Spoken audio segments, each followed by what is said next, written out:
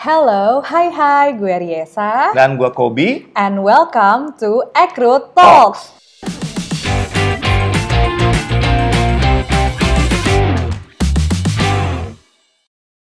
Halo semuanya, ketemu lagi akhirnya di episode Ekrut Talks bareng Kobi lagi hari ini. So happy. Seneng loh, jadinya kan ditemenin kan, bisa ngobrol-ngobrol seru kayak dulu lagi. Nah Pak, sekarang kan kita topik kali ini nih nyambung banget nih sama keseharian kita sekarang, WFH. Semua orang, kayaknya 85% mungkin, atau even more. Even more mungkin.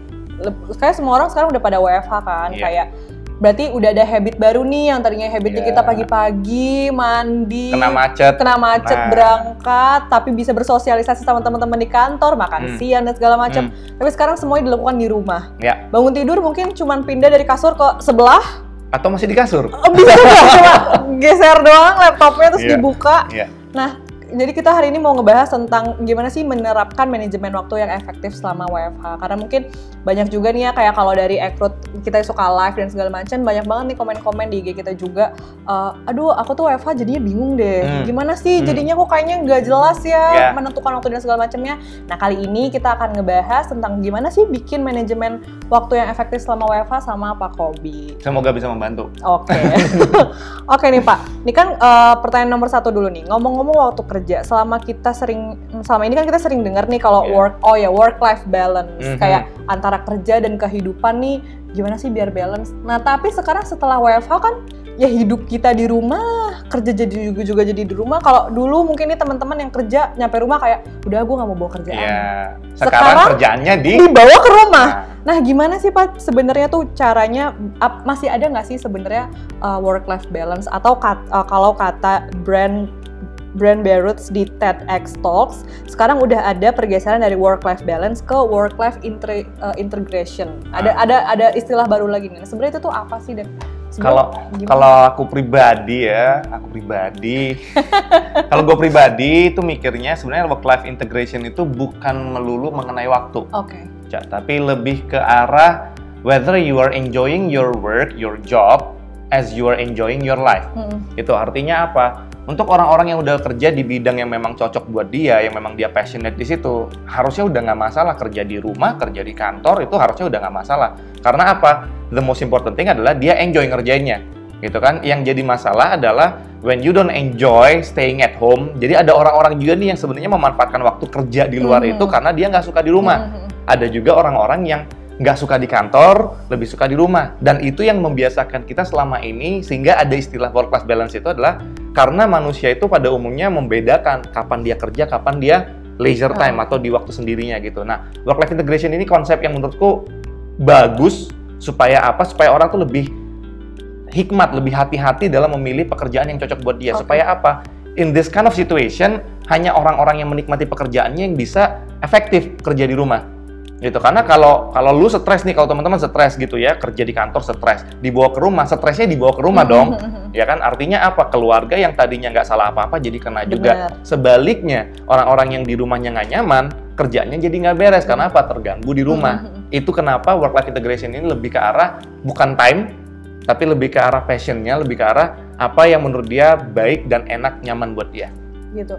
Berarti sebenarnya penerapan work-life integration ini lebih ke diri kita sendiri ya. Gimana caranya kita memilih pekerjaan yang sesuai sama kita. Tapi kalau misalkan ada mungkin teman-teman yang sudah terjebak, oke deh gue sekarang udah kerja kayak gini, mau pindah juga udah susah. Gimana tuh cara menerapkan work-life integration? Nah, itu pertanyaan menarik. Karena ada yang bilang kan do what you love. Gitu kan, itu kan just do it, Nike segala macam. Orang ngomongnya do what you love. Tapi sometimes you have to find something in what you do that you can love. Love what you do, sedikit apapun itu. Karena kalau lu nggak bisa nemuin sekecil apapun hal yang menarik dalam pekerjaan lu, again, it comes down to become a burden. Jatuh-jatuhnya cuma beban, dan beban itu nggak ada beban di dunia itu yang enak. Dan beban itu yang akan nanti lu bawa, membuat lu stres, down. Akhirnya apa? Orang-orang yang harusnya diharapkan relax di rumah itu bisa sambil kerja itu nyaman, jadi dia malah beban. Itu kenapa, balik lagi, if you cannot do what you love, then at least find something that you can love in what you do. Karena pasti pasti ada lah ya, nggak semua hal yang kita lakukan pasti negatif. Iya. Karena dari awalnya kita sudah memilih pekerjaan itu aja, berarti harusnya pasti ada something value di dalam situ yang kita sukai. Nah, mungkin itu lagi di-remind lagi, kenapa sih dulu gue kerja ini? Start with why. Kenapa gue dulu masuk sini dulu? Ada orang yang benar-benar dalam hal pekerjaannya dia nggak suka sama sekali. Ya minimal gajinya lah lu suka. Ya kan minimal ada sesuatu yang that you are looking forward di akhir bulan, yaitu gajian. Nah, itu yang kamu perlu appreciate. Gitu, bahwa I'm working even though I don't like it, tapi ada gajinya, ya I do my best. Gitu sih. Nah itu tuh, jadi buat teman-teman dicari deh apa sih sebenarnya, karena nggak mungkin lah semuanya tuh jelek gitu, karena pasti, atau mungkin temennya ya udah deh gue bertahan, nanti mungkin habis pandemi bisa ketemu lagi. Jadi cari something yang bisa bikin kita semangat dan jadi mencintai pekerjaan kita itu. Kalau dari tadi kita bilang WFH, kerja di rumah, terus pekerjaan dibawa ke rumah dan segala macam. Tapi kan masih banyak nih orang yang gue tuh nggak bisa banget nih manage kayak gini. Kalau dulu 9 to 5 jelas gue berangkat jam segini jam segini. Nah sekarang gimana sih caranya nge-manage waktu kita biar tetap tetap produktifnya tuh sama mungkin kayak di kantor. Karena mungkin ada beberapa orang yang nggak bisa 9 to 5 banget di rumah karena mungkin ada yang sudah punya anak, diganggu anaknya dulu, papi aku main dulu atau segala macam. Nah gimana nih saran dari Kobi? Gue pribadi belum punya anak, jadi gimana? Tapi lebih ke arah gini deh. Kalau kita men-treat pekerjaan kita tuh sebagai sesuatu yang kita suka tadi ya gitu ya, artinya apa? Terganggu itu bukannya terganggu yang jauh banget kok, pasti artinya gini deh, suka baca nggak? Suka nonton nggak? Suka nonton sinetron, suka nonton apa gitu kan, suka baca misalnya gitu, ada iklan terganggu banget nggak? Iya terganggu, tapi ya manageable, masih sama gitu. Namanya anak, namanya tanggung jawab yang lain, tiba-tiba ada tukang pos datang nganter paket. Ya apakah itu menghabiskan 2 jam dari waktumu? Enggak juga kan gitu kan. Apakah anak-anakmu itu menghabiskan waktu 2 jam dari waktumu? Enggak juga gitu kan. Dan kalau memang anak-anak udah dewasa bisa diomongin gitu kan, papa kerja dulu jangan diganggu misalnya gitu kan. Atau mungkin bisa ngomong sama pasangannya, tolong jagain anak-anak selama jam segini sama jam segini. Ada window tertentu di mana lu fokus. Itu enggak melulu juga 100% itu fokus 9-5, kasihan juga. Karena anak-anak juga mikir apa gunanya bapak gua di rumah kalau nggak bisa diajak ngobrol. Tapi ada waktu khusus, put it in your calendar. Itu kalau tips and trick yang simple gitu ya. Put it in your calendar dan sampaikan ke orang rumah bahwa jam segini jangan diganggu ya. Karena ini lagi urgent, lagi ada hal yang perlu dikerjain, harus selesai sekarang gitu. Tapi kalau setelah itu ya ayo. Itu kan toh di rumah, dan itu pun nggak perlu takut, nggak perlu khawatir sama atasan, sama teman-teman kantor kalau kamu menghilang dalam waktu kayak setengah jam, 1 jam ngurusin anak. People don't mind. Itu percayalah, bosmu tuh mengerti bahwa normal namanya di rumah. Gitu. Tapi kalau misalnya kamu juga memang nggak bisa sama sekali, find somewhere else. Mungkin ke taman sebelah rumah atau kemana kayak yang jauh dari keluarga dalam waktu tertentu lagi, jangan hilang banget juga karena nggak ada gunanya kamu WFH kalau 9-5 ternyata di kafe. Gitu. Intinya kayak gitu sih.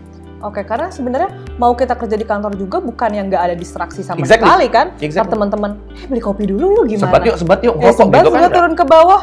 Iya kan? Sama aja sebenarnya. Iya. Oke. Kalau dari tadi kita bicara tentang work-life integration, berarti menurut Kobi bener nggak menerapkan work-life integration itu bisa membuat kita menurunkan tingkat stres selama WFH atau malah sebaliknya? Again, if you like it, if you find something that you can love, nggak stres harusnya. Ya stresnya dalam sisi pekerjaannya, karena gini, stres manusia itu bermacam-macam. Aku pernah baca di salah satu artikel bahwa ada stres-stres kecil yang sebenarnya piling up dan akhirnya membuat hal yang besar itu jadi lebih besar kesannya. Contoh, salah satu stres kecil yang paling banyak dialami orang Jakarta adalah macet. Itu stres kecil. Gitu. Ada juga yang membuat banyak banget CEO di luar sana, kalau kita ngeliat Mark Zuckerberg, terus siapa namanya itu, Steve Jobs dan lain-lain, almarhum, mereka pakai baju gitu-gitu aja. Karena itu ada stres kecil, memilih baju, memilih makan. Di rumah udah nggak milih baju, di rumah udah nggak kena macet, di rumah udah nggak milih makan, apa yang ada dimakan, kan gitu. Ini stres kecil yang 3 ini aja udah hilang sebenarnya. Artinya apa? Sangat aneh kalau ada orang lebih stres WFH. Artinya apa? Perlu dianalisa balik ke depan bahwa, do you really like your job? Karena kalau kamu nggak suka, mungkin kamu stres jadinya. Atau do you really love your family? Mungkin malah keluarganya bikin stres. Gitu. Jadi jangan salahin WFH-nya, tapi try to analyze those things dan try to solve those things. Karena apa? Kadang kita tuh suka aneh, suka bingung hal mana yang benar-benar membuat kita bermasalah dengan stres, hal mana yang enggak. Dan kita jadi melampiaskannya ke orang yang salah, ke hal yang salah. Gitu. Jadi malah blunder karena tidak di-analyze. Iya, seolah-olah kita ngomong sama bos kita, wah bosnya nggak perhatian segala macam. Padahal sebenarnya mungkin kamu sebenarnya bermasalah dengan anak-anakmu. Then you cannot find solution dengan anak-anakmu, jadi kamu blamingnya to the job gitu. Jadi menganalisa diri sendiri itu penting sih selama WFH ini, sangat penting. Oke, ini menarik banget sih karena banyak banget orang yang beralasan, aduh gue tuh jadi nggak produktif deh WFH. Mungkin di situ harus kita balik lagi gitu ya, kita harus sadar lagi, mungkin analyze lagi, ini sebenarnya gue tuh nggak produktif tuh dibuat-buat. Iya. Atau emang kenapa sih iya, gitu? Apa masalahnya gitu? Jangan semerta-merta ngikutin tren gitu ya, bilang WFH jadi nggak produktif, baca artikel langsung, gue nggak produktif, tidur gitu. Nggak bisa gitu. Analyze yourself gitu. Me, myself, mungkin di 2 minggu pertama WFH itu kayak, wah gila sih, nggak make sense ini. Then I try to find something, gimana supaya gue produktif? Apa yang membuat gue nggak produktif? Oh ternyata gue ada pikiran-pikiran lain selama gue kerja nih. Artinya apa? I set my calendar, di luar jam kerja baru gue pikirin hal lain. Oke. Kalau dari tadi kan kita berarti sekarang udah tahu nih WFH berarti sebenarnya tetap bisa aja produktif dan segala macam. Tapi kan kita WFH work from home kan tetap aja kita punya tim sebenarnya kan, teamwork. Nah tapi kalau tadi kerja di rumah tadi yang Kobi juga bilang, aku udah bilang juga kayak ada orang yang harus ngurusin apa dulu, mungkin ada yang masak dulu atau ada yang segala macam dulu. Nah berarti kan ini jam waktu kerja timnya tuh beda-beda ya. Gimana sih sebenarnya bikin tim ini tetap bisa kompak? Karena kalau mungkin dulu ketemu di kantor kita tukar pikirannya tuh gampang, waktunya sama. Nah selama WFH ini tuh gimana ya biar menyamakannya gitu? Ini ada satu yang aku pernah baca di artikel tadi LinkedIn tadi mana gitu. Ada salah satu leader perusahaan. Jadi dia set himself itu dan timnya itu kayak video call bareng. Terlepas itu mereka ngomong atau enggak. Jadi kayak seated down di meja masing-masing, di kasur masing-masing terserah, hidupin videonya selama 2 jam dalam sehari. Artinya dalam 2 jam itu timnya ada. Gitu. Mau mereka ngobrol atau enggak, yang penting jam itu diikutin. Mungkin bisa dicoba gitu. Me, myself, gue coba sendiri kayak jam 9 sampai jam 12 siang, itu gue baru nyoba seminggu 2 minggu inilah. Itu pun karena salah satunya halnya itu kayak, gimana caranya ngontrol tim ini gitu. Dan I said myself, gue bilang ke anak-anak, oke, mulai dari minggu depan, minggu lalu itu ya, minggu depan gue bakal bikin jam 9 sampai jam 12 siang, gue bakal buka Windows Google Meet. Itu gue bakal online Google Meet. So anything, you can just visit that window di Google Meet itu, langsung kayak masuk ke ruang meetingnya, langsung ngomong. Nggak usah lagi nanya dulu, kan biasanya kan nanya dulu, sibuk nggak lo, lagi banyak kerjaan nggak gitu kan, nggak usah. Nah mungkin itu yang bisa dicoba. Itu 2-3 jam sehari, lock, dan di situ ya artinya jangan ada kegiatan lain. Bisa kok, yakin. Bisa dalam 2-3 jam tuh kamu nggak ngapa-ngapain selain ngerjain kerjaan kantor tuh bisa. Oke, berarti ini nyambung banget jawabannya sama pertanyaan yang selanjutnya. Kayak berarti sebagai pemimpin, Kobi melakukan strategi itu, menyediakan waktu 2-3 jam untuk ada di Google Meet. Jadi anak-anak yang mau menghubungi Kobi ini nggak usah lama dulu. Karena kan kadang-kadang kita suka, aduh mau ngechat bos nggak enak ya, malu, ganggu nggak ya? Tapi bener-bener kita sebagai pimpinannya juga benar-benar apapun meeting lain selain 3 jam itu, di dalam 3 jam itu ya jangan diterima. Karena apa? This is my time for my team. Terlepas mereka mau pakai itu atau enggak, I'm there. Itu artinya apa ya? Sama kayak cemilan aja di dapur. Ada dimakan, nggak ada juga.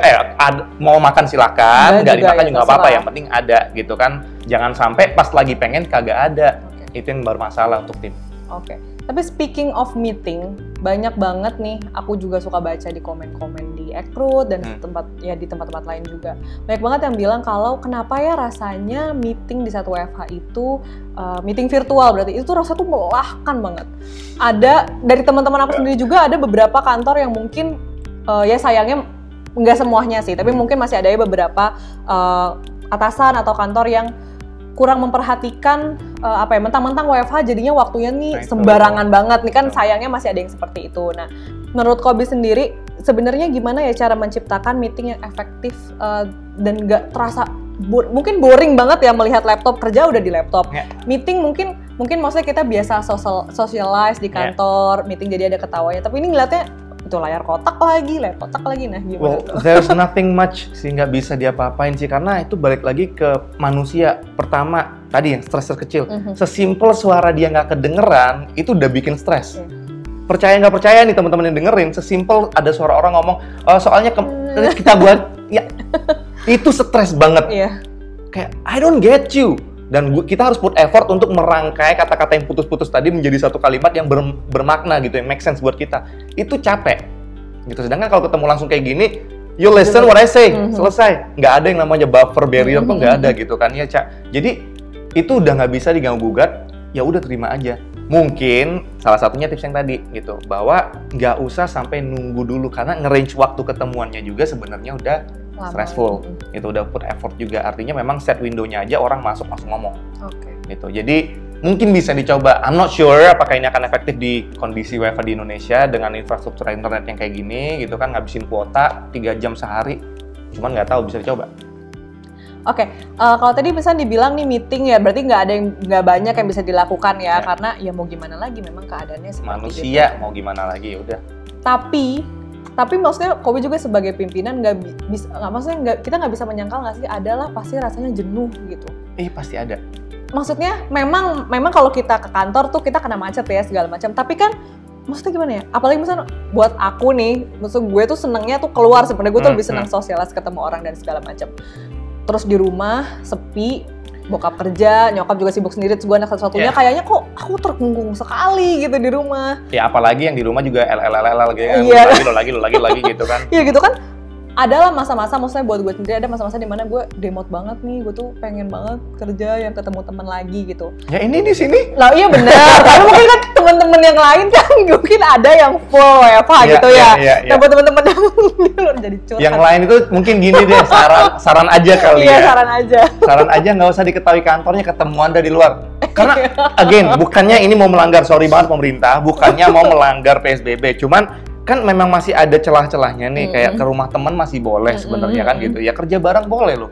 Kayak kemarin tuh ada beberapa orang datang ke rumah gue untuk ya kerja bareng gitu. Ya for sure kita kasih tahu mereka bahwa make sure dulu kalau kalian sehat. Ya protokolnya tetap ada. Betul, datang tetap pakai masker, tetap pakai cuci tangan dulu di depan gitu kan. Di depan kita semprotin juga, masuk ke dalam baru kerja bareng. Nggak ada yang larang kan? Yang dilarang adalah kerja di kantor. Gitu, kerja di tempat umum. Nah, rumah kita kan bukan tempat umum. Nggak ada salahnya, mungkin bisa dicoba nih ngajak teman-teman ke rumah kerja bareng, mungkin tapi nggak usah banyak-banyak 3-4 orang ganti-gantian gitu, bisa dicoba. Tapi untuk yang sulitnya tuh bukan bosan, saya emang nggak bosan, cuma nggak bisa manage waktu. Nah gimana? Pakai kalender, udah pakai timer. Pakai alarm. Pakai alarm. Ada handphone, ada alarm, kalender di Google Calendar, apapun itu bikin. Dan memang ya balik lagi ya, kalau memang kita udah terbiasa dengan kerjanya cowboy, nggak bisa diatur dengan waktu ya diri sendirilah. Gitu. Atau kalau udah punya pasangan, ya minta coba dikunciin kamar dari luar gitu kan. Dulu kerja dah, mau nggak mau. Minta bantuan, be creative dalam hal ini. Karena apa? Di kantor juga orang-orang yang tadinya susah ngatur waktu kan ada bosnya yang mengatur waktunya. Nah taruhlah, titipin fungsi bos itu ke pasangan, ke orang tua, ke siapapun itu, teman kosan bisa juga. Ya masa nggak bisa banget sih sendiri-sendiri? Ya masa ya nggak kreatif kan? Be kreatif untuk dirimu sendiri loh. Ini untuk dirimu sendiri, bukan untuk orang lain. Gitu, supaya kamu kerjanya efektif, itu aja. Kayaknya udah conclude semua ya perbincangan masalah WFH ini. Semoga bermanfaat buat teman-teman yang lagi WFH, semangat terus. Pokoknya cari cara aja biar kita bisa bisa lebih semangat kerjanya. Tadi yang Kobe bilang lebih diingat lagi why awalnya kita mengerjakan itu. Betul. Kita masuk ke situ.